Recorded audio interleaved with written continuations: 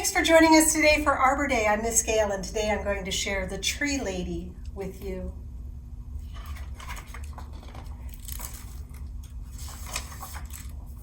It's the true story of how one tree-loving woman changed a city forever, and it was written by H. Joseph Hopkins and illustrated by Jill McElmurry. Let's begin. Catherine Olivia Sessions grew up in the woods of Northern California. She gathered leaves from oaks and elms. She collected needles from pines and redwoods, and she braided them together with flowers to make necklaces and bracelets. It was 1860s, and girls from Kate's side of town weren't supposed to get their hands dirty, but Kate did. Kate listened well in school. She learned how to write and count. She remembered the poems and the stories she read, but best of all, she liked studying wind and rain, muscles and bones, plants and trees. Especially trees. Most girls were discouraged from studying science, but not Kate. Can you see her with her hand raised? Kate felt the trees were her friends. She loved the way they reached toward the sky and how their branches stretched wide to catch the light. Trees seemed to Kate like giant umbrellas that sheltered her and the animals, birds, and plants that lived in the forest. Not everyone feels at home in the woods, but Kate did. When Kate grew up, she left home to study science at college. She looked at soil and insects through microscopes. She learned how plants made food and how they drank water, and she'd studied trees from around the world. No woman had ever graduated from the University of California with a degree in science, but in 1881, Kate did. After graduation, Kate took a job in Southern California. When a boat docked in San Diego, she saw that the new home was a desert town. Kate never thought that she would live in a place with very few trees, but now she did. Kate began her job as a teacher. She was also the vice principal of the school, and she had to make sure that everyone followed the rule. Kate missed studying science and wasn't sure she'd stay on the job, but for 2 years, Kate did. From her school, Kate could see City Park in the hills above town. It was called a park, but it didn't look like one. It was where people grazed cattle and dumped garbage.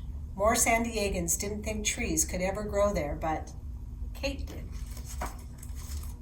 With Kate's love for the woods, she thought San Diego needed trees more than anything else. She left teaching to become a gardener.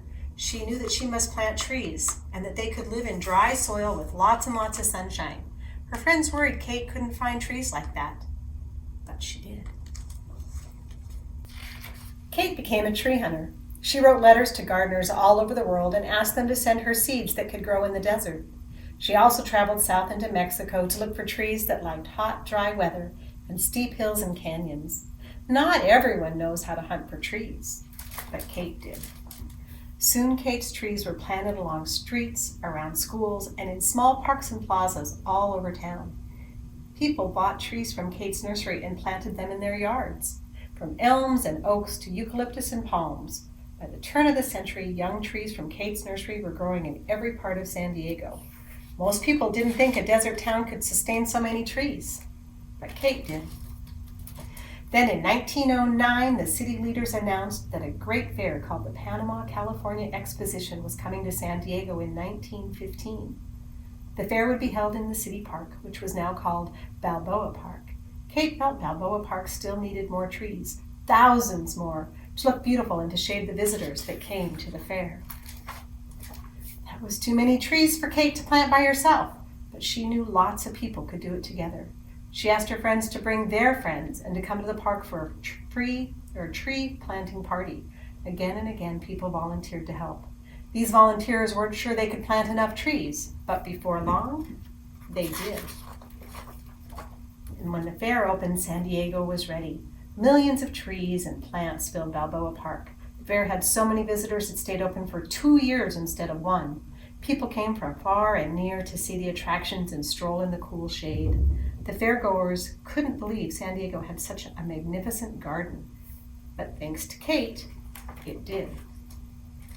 In the years after the fair, Kate was given many awards for her work, and people took to calling her the mother of Balboa Park.